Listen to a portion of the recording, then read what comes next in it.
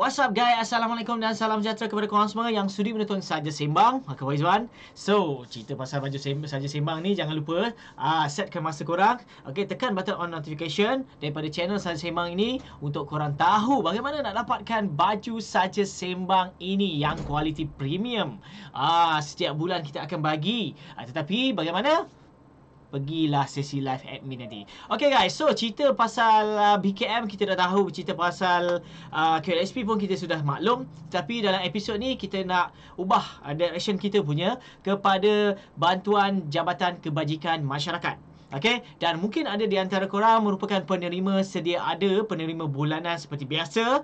Okay, dan ini orang kata pengumuman ini tak termasuk dalam kategori ini. Okey, tak termasuk dalam kategori ini, yang mana ini berita yang penting dan berita yang terkini lah untuk korang tahu pasal kata dari segi pembayaran.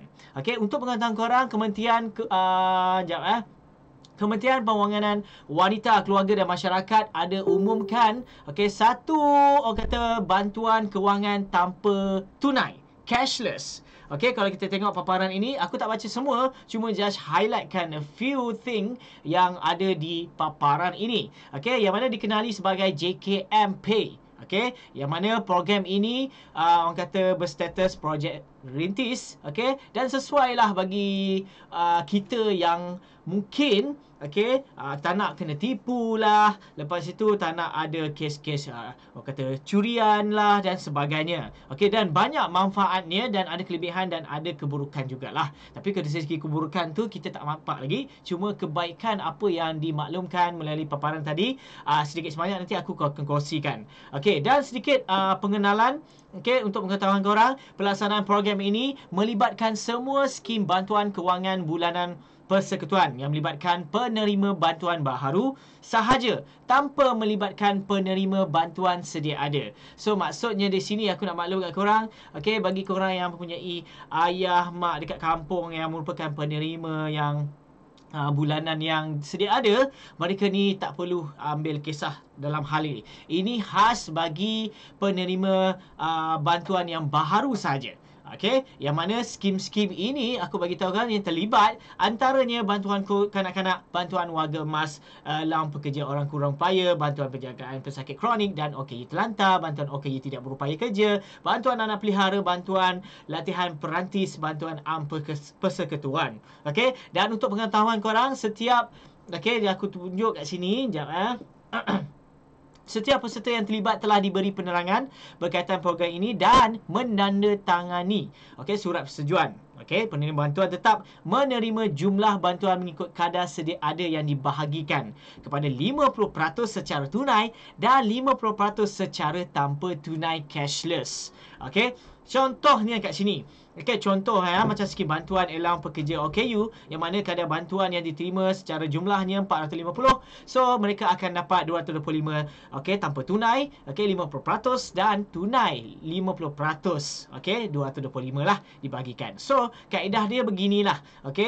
Yang mana kalau kita tengok sini, dengan penambahbaikan kaedah pelaksanaan program ini, setiap peserta disediakan dua kaedah penggunaan wang bantuan, iaitu perbelanjaan secara tunai 50% dan perbelanjaan tanpa tunai 50%. Bagi perbelanjaan tanpa tunai, penerima bantuan hanya boleh beli barangan seperti berikut. Ini tanpa tunai. Maksudnya cashless, macam kad kredit lah kot. Makanan dan minuman, keperluan isi rumah, pampers, bahan pencuci, tuala wanita dan lain-lain, obat-ubatan, barangan seperti rokok dan minuman beralkohol tidak dibenarkan. Dan kalau kita tengok sini, lokasi projek rintis antaranya Perlis, Kedah, Melaka, Kelantan, Selangor dan Terengganu. Dan sedikit sebanyaklah aku nak share dengan korang apa kelebihan dia. Kenapa perlunya benda ini? Kalau tak, kenapa nak susahkan? Kenapa tak nak bagi kita cash saja? Jom kita baca kat sini lah apa kelebihan dia. Dan kalau kita tengok sini, okey, mendidik penerima bantuan mengurus dan mengawal perbelanjaan wang bantuan secara berhemah. Ini mesti ada kes ni. Lain suruh guna, lain dia buat.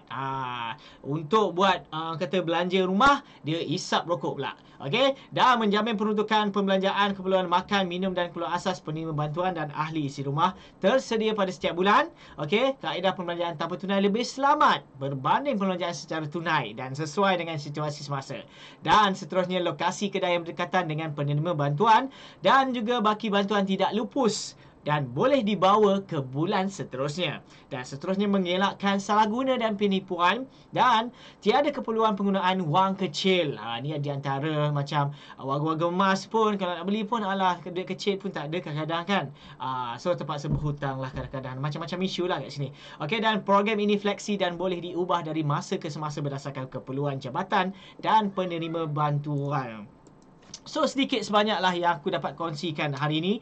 Dan untuk pengetahuan korang, okay, ini bukannya word yang aku buat, okay, ini word yang aku download daripada website Jabatan Kebajikan Masyarakat. Okay, kalau boleh tengok dekat macam mana aku nak buat sekejap